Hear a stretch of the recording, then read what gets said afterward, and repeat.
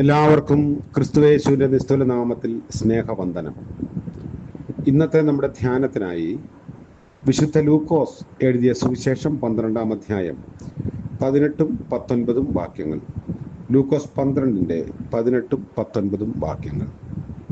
പിന്നെ അവൻ പറഞ്ഞത്, ഞാൻ ഇത് ചെയ്യും, എൻ്റെ കളപ്പുരകളെ പൊളിച്ച് അധികം വലിയവ പണിത് എൻ്റെ വിളവും വസ്തുവകയുമെല്ലാം അതിൽ കൂട്ടിവയ്ക്കും. എന്നിട്ട് എന്നോട് തന്നെ, നിനക്ക് ഏറിയ ആണ്ടുകൾക്ക് മതിയായ അനവധി വസ്തുവക സ്വരൂപിച്ച് വച്ചിരിക്കുന്നു, ആശ്വസിക്ക, തിന്നുക, കുടിക്ക, ആനന്ദിക്ക എന്ന് പറയും. കർത്താവിൻ്റെ പരിശുദ്ധ നാമം വാഴ്ത്തപ്പെടട്ടെ. ധനവാനായ മൂഢനായ മനുഷ്യനെ കുറിച്ചാണ് ഈ വേദഭാഗത്ത് രേഖപ്പെടുത്തിയിരിക്കുന്നത്. ഈ മനുഷ്യൻ തൻ്റെ പ്രവൃത്തികളിൽ വളരെ സംതൃപ്തനായിരുന്നു. ലോകപ്രകാരമുള്ള എല്ലാ കഴിവുകളും ഗുണങ്ങളും അദ്ദേഹത്തിനുണ്ട്. വളരെ പ്ലാനിങ് ഉണ്ട്. കഠിനാധ്വാനിയായ മനുഷ്യനാണ്. ദീർഘവീക്ഷണമുണ്ട്. എങ്ങനെ സമ്പാദിക്കാം എന്നതിനെപ്പറ്റി വ്യക്തമായ കാഴ്ചപ്പാടുണ്ട്. തൻ്റെ കഴിവുകളെല്ലാം അവൻ പ്രയോഗിച്ചു. ഭൂമി നന്നായി വിളഞ്ഞപ്പോൾ തന്നോട് തന്നെ ചില കാര്യങ്ങൾ പറഞ്ഞു. ഞാൻ എന്ത് ചെയ്യേണ്ടു? എൻ്റെ വിളവ് കൂട്ടിവെക്കാൻ സ്ഥലം പോരാ എന്ന് ഉള്ളിൽ വിചാരിച്ചു. ഞാൻ ഇത് ചെയ്യും. അതൊരു തീരുമാനമാണ്. കളപ്പുരകളെ പൊളിച്ച് അധികം വലിയവ പണിയും. എൻ്റെ വിളവും വസ്തുവകയുമെല്ലാം അതിൽ കൂട്ടിവെക്കും. എന്നോട് തന്നെ ഞാൻ പറയും, എന്താണെന്നോ, ആശ്വസിക്കുക, തിന്നുക, കുടിക്കുക, ആനന്ദിക്കുക. ഏറിയ ആണ്ടുകൾക്ക് അനവധി വസ്തുവക സ്വരൂപിച്ച് വച്ചിരിക്കുന്നു. ഈ മനുഷ്യന്റെ ഹൃദയ വിചാരത്തിനുള്ള ദൈവത്തിന്റെ മറുപടിയാണ് തുടർന്ന് നമ്മൾ കാണുന്നത്. എന്നാൽ ദൈവം അവനെ മൂഢ എന്ന് വിളിക്കുന്നു.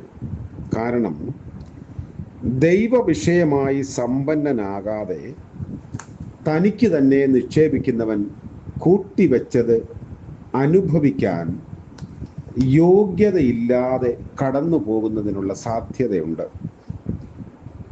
ഈ ലോകത്തിലെ സമ്പത്തിൽ മാത്രം കണ്ണ് ഉടക്കി വെച്ച ജീവിതത്തിന്റെ ഉടമയായിരുന്നു അദ്ദേഹം. ഇങ്ങനെയുള്ളവരെ എല്ലാം നോക്കി ദൈവം വിളിക്കുന്ന പേര് മൂഢ എന്നായിരിക്കും. അവനോട് ചോദിക്കുന്നത്, ഇന്ന് രാത്രിയിൽ നിന്റെ ജീവനെ നിന്നോട് ചോദിച്ചാൽ നിനക്കതിന് മറുപടി എന്താണ് പറയാനുള്ളത്? ഒരുക്കി കൂട്ടിവച്ചിരിക്കുന്ന ധനസമൃദ്ധി, കളപ്പുരകളുടെ നിറവ്, മറ്റ് കഴിവുകൾ, ഇതെല്ലാം കൊണ്ട് നിന്റെ ജീവന്റെ ഉടയവനോട് മത്സരിച്ച് ജീവനെ നിലനിർത്താൻ നിനക്ക് സാധിക്കുമോ എന്നതാണ് ചോദ്യം. ഈ ചോദ്യത്തിന് എല്ലാ കാലത്തും പ്രസക്തിയുണ്ട്. ഇതിനൊരു ഉത്തരം കൊടുക്കാൻ മനുഷ്യന് വലിയ പ്രയാസമാണ്. ഭൗമികമായ കാര്യങ്ങൾ ആത്യന്തികമാണ്.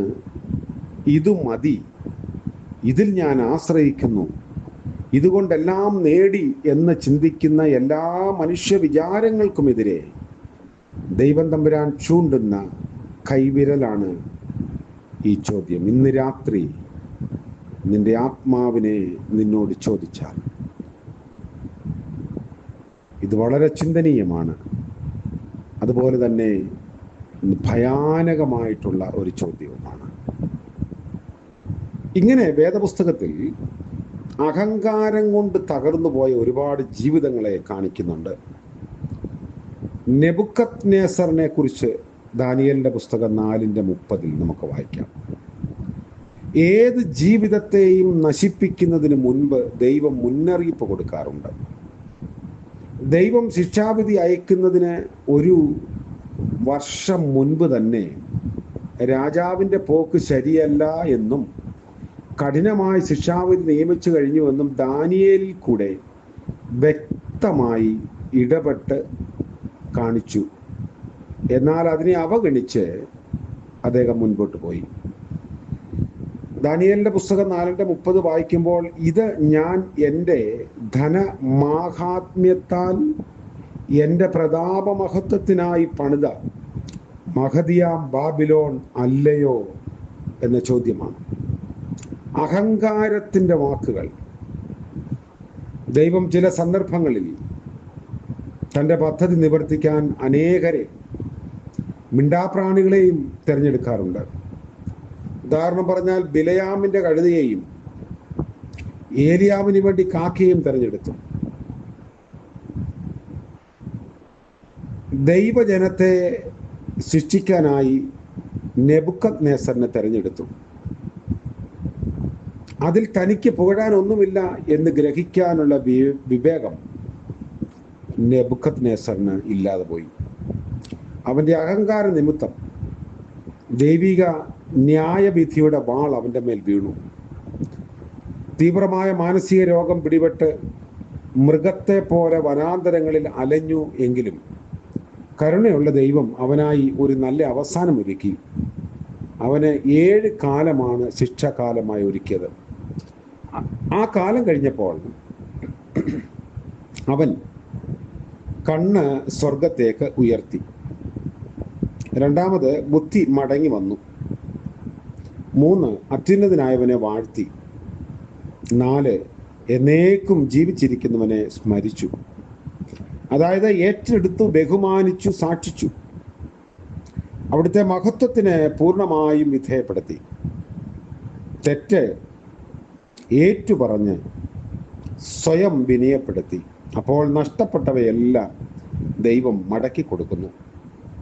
ബുദ്ധി, മഹിമ, മുഖപ്രകാശം, രാജത്വത്തിൻ്റെ യഥാസ്ഥാനം, ശ്രേഷ്ഠ മഹത്വം എന്നീ അധികമായി സിദ്ധികൾ അവന് ലഭിക്കുന്നു.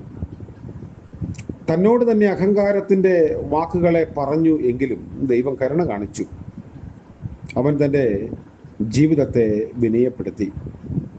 നമുക്കും ഇത് വലിയൊരു മുന്നറിയിപ്പാണ്. ഇന്ന് ദൈവത്തെ കൂടാതെ ജീവിക്കാൻ സാധിക്കും എന്ന് കരുതുന്ന ഒരു വലിയ തലമുറയുടെ മധ്യത്തിലാണ് നമ്മൾ ജീവിക്കുന്നത്. ഏത് കാര്യവും തങ്ങളാൽ സാധിക്കും എന്ന് കരുതുന്നവരുണ്ട്.